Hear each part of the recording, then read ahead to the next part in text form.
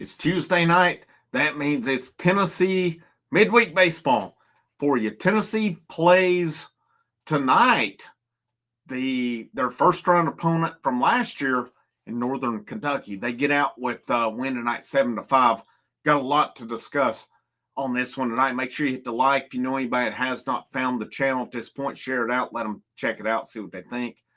If you like content, you're a returning subscriber or returning listener, but have not subscribed, hit that subscribe button. It is free, gives you notifications for any videos, and pumping out a lot of content right now with Portal, with baseball, and there's still lots to come along the way.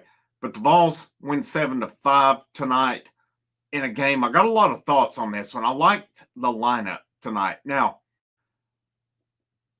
I mean, the one difference is Cannon Peebles to me is your catcher. I don't have a problem with them giving Peebles the night off tonight. Stone Lawless made the most of it, hit 2 home runs tonight, had 2 RBIs on that. That's great and all. Cannon Peebles is your guy on the weekend. He's been proving it there. You went now I've got a couple thoughts. So Gavin Keelan led off, played shortstop. I like it. I like the move tonight. He went 2 for 5, had a couple doubles on the night. Dean Curley to me, and we'll go ahead and hit on Dean Curley. Rough weekend. Man, I really hated Friday night that Dean Curley got so much. People saying Dean Curley cost us this baseball game with 2 errors. How many damn pitches after Dean Curley's errors were just rocked? All right. Sure, we give extra outs. Yeah, you give a team extra outs, blah, blah, blah. Our bullpen, though, we're throwing fastball after fastball after fastball and getting lit up, and we make no adjustments. We do nothing about that. Yet it's convenient to blame Dean Curley, who has struggled in the field recently. And I'm going to keep talking about him, because tonight, he played second base, and I cannot remember the inning. Play up the middle. He made an awesome play, a diving play. He bounced it over, got the out. Hopefully that is what we need to get him going, because make no mistake about it, after all the shit he got this weekend over Friday night, he's still one of the best baseball players on this team, and he's one of the guys. I didn't have a problem if they DH'd him a couple of days to kind of give him a breather. We need him in this lineup, night in, night out, because he's still one of the best few baseball players on this team. I was extremely happy to see him make that play tonight, which then he got an RBI double the next inning out of it as well. So that was pretty cool to see tonight. He hit second. Now, I've discussed some lineup stuff with people tonight, and we'll see where we go. Andrew Fisher was 0 for 3, but he had his 2 walks. Hunter Ensley, 1 for 1, 3 RBIs on that. He had a walk. He had a double.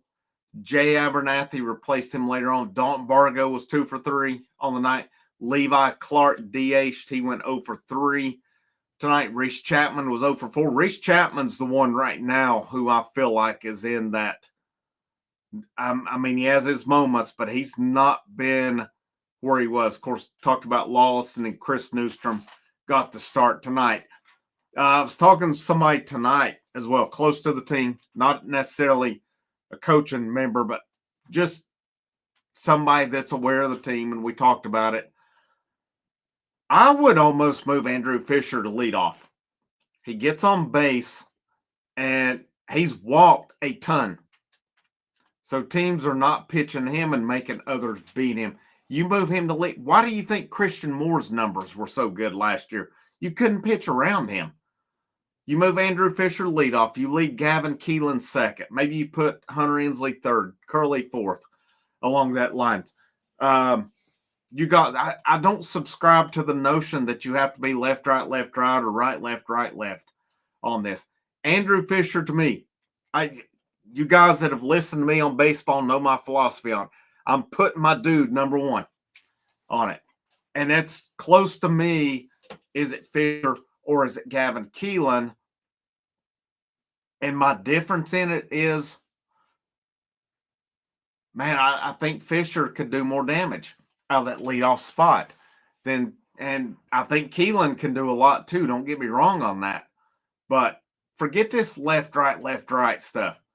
Let's go Fisher, Keelan, or even Keelan Fisher. Either way you want to go on that, because we are what we are. But they went Keelan, Curley, Fisher, Inslee tonight. Not bad, not bad. But I think at this point, based on what I'm seeing, I'm going Andrew Fisher leading off. I want to talk lineup before I get into this pitching, because I got some issues here. I've got some issues here. But the lineup too. Bargo's going to be in, no problem. DH, I'm still Chapman. Chapman, you're not replacing him, and Cannon Peebles. That leaves 2 spots on it. I love Ariel Antigua, but I think at this point, I'm going with guys who are going to create something in the lineup. Clark, I feel Clark, it's either all or nothing with him. I would go Jay Abernathy, Chris Newstrom as my last 2. Tony Vitello said over the weekend, and I quote, "No more Mr. Nice Guy." If it's no more Mr. Nice Guy, put in Jay Abernathy, let him do his thing, let him create, give him the damn flexibility. And he's supposed to be so fast, yet why is he getting gunned? The fundamentals of this team. People can sit and disagree with me. I know this coaching staff to some can do no wrong. I'm speaking as somebody who's not on their level, but as somebody that I feel I have a pretty good knowledge of how to run a baseball team. Not a college team, but just the fundamentals of baseball on it. We got guys getting gunned on the bases. I mean, Abernathy is supposed to be a dude who just does all his stuff on the bases. Yeah, he's getting gunned on the weekends. You know, what is it with that? Because I feel like with certain guys, I should be able to tell them what I'm going to do, and you're going to do nothing about it. I don't know, man. I think there's a lot of frustration with the program. Love the coaching staff, but I'm frustrated with them, watching them right now. And I don't need to hear Tony Vitello again say anything about guys on the couch watching. Worry about your program and guys in the dugout. Don't worry about the guys on the couch. He didn't say it this past weekend, but he said it before. If you're worried about the guys on the couch, you're in trouble along the way. All right? We're going to give our opinions with it. And I'm not on the couch. I'm normally probably getting ready to record something on here. But anywho, we look at it along the way.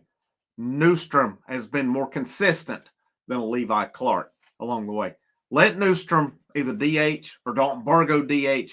Figure out your best defensive lineup. But to me, your best 9, we've got your Curley, your Keelan, Inslee, Chapman, Fisher, Peebles, Bargo, and then you've got I'm going with Abernathy and Newstrom at this point.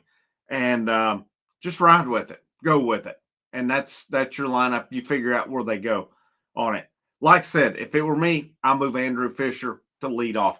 I don't need a Vince Coleman or Ricky Henderson leading off, especially not with this program on it. I put Jay Abernathy at number 9. Jay Abernathy does his thing. Then all of a sudden, you're letting Andrew Fisher cook. Because if you want to pitch around Andrew Fisher, you got Gavin Keelan waiting on you.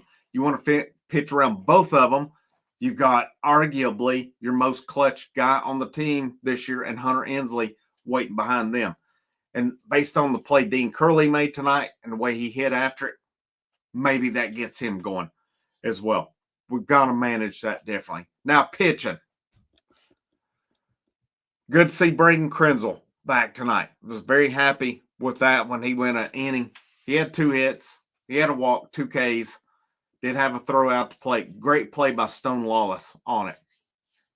Here's where I'm at now.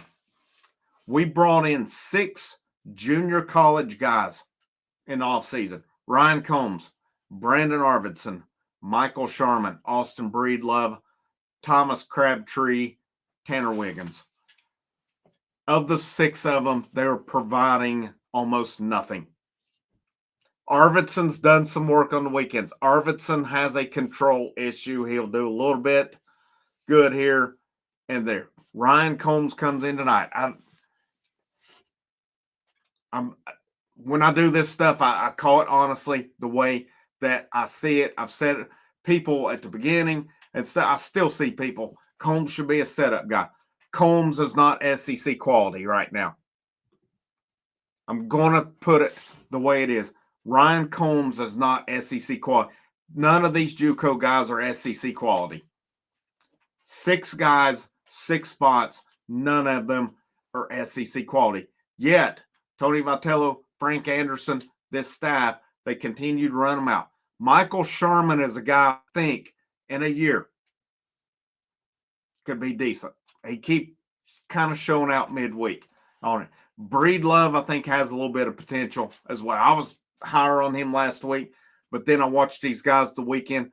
None of these JUCO guys are SEC ready. I know Arvidsson come in, had a good inning when Coons got in trouble, but then after that, I call like I said on it. These 6 guys are not ready. Let's give the Austin Hunleys, the Luke Paynes, the Braden Mays, the Braden Sharps, some of these guys. Let's give them some of these opportunities that we keep giving these JUCO guys. A Nick Abraham, another one. Let's give these guys some opportunities. See if they can build on it as well. Maybe an Andrew Banky gets some more opportunity during the week. I've seen all I need to see out of these JUCO guys. I've seen all, and this Northern Kentucky team is a better midweek team than we're used to facing. We faced them in the NCAA tournament last year. They were a very good offense coming in on it. We had to go to Dylan Loy and Nate Snead to win that baseball game tonight because really at this point you can't afford these losses because you still want to host super regionals. You got 3 big weekend series coming up with Auburn, Vanderbilt, with Arkansas, and especially when you're at home for starting tonight through the Vanderbilt series next weekend, you need to knock off as many wins as you can get at that point because if you win these next 2 series, you probably lock up a top 8, and that would enable you to host for the regionals and the super regionals right now. Here's one thing we have figured out, though, in regard to this pitching staff. Number 1, Jay Johnson specifically said it, talking about Sunday, and said Tegan Coons, one of the best most talented freshmen in the country. We had the scouting report on what's coming. Fastball, fastball, fastball, fastball, fastball, fastball.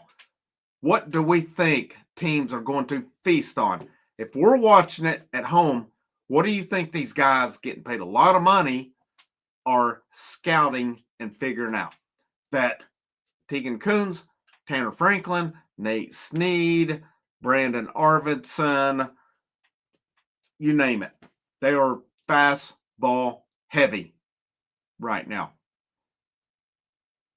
This coaching staff has got, I don't know who this analytics coordinator is, but you need to examine your own damn program right now because it's a crap show. We had more errors again tonight.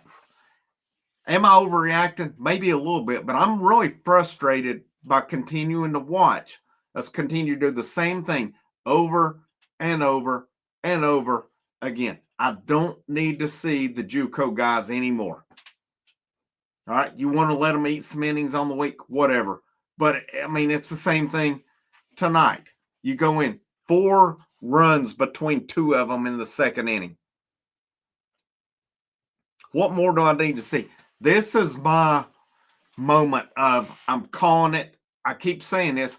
I'm calling it like I see it here. This is not, Tennessee got out with the win tonight. We've got a coaching staff that is totally overthinking things and not following what's working And again, if we're all about the analytics, which Tony Vitello has said, then we really need to re-examine what we're doing right now. Tennessee wins tonight, but I can assure you, you go in and play this kind of baseball. Now you're not pitching all these guys on the weekend, but you go in with this kind of baseball again this weekend, you'll lose another series. And you go in with it against Vanderbilt, you lose another one, and against Arkansas. We have got to go back to the drawing board and fix things right here. I'm as passionate as there is about Tennessee baseball, but you better believe I can get as animated as there is about Tennessee baseball as well. Let's settle down, let's back it up, and let's get back to playing baseball. Whatever this bullshit is we're doing right now is not it. We're better than this. The coaching staff's better than this. And put your players in the situation and let them play baseball because they're better than this too. I'm putting all these struggles right now at the feet of the coaching staff, who I know is better than this. And I know they're great because they just won a national championship last year. But that doesn't mean I'm not going to call it like it is. Feel free to leave me a comment. Let me know if you agree, disagree. I'm not an idiot. I'll go ahead and cut that one off now.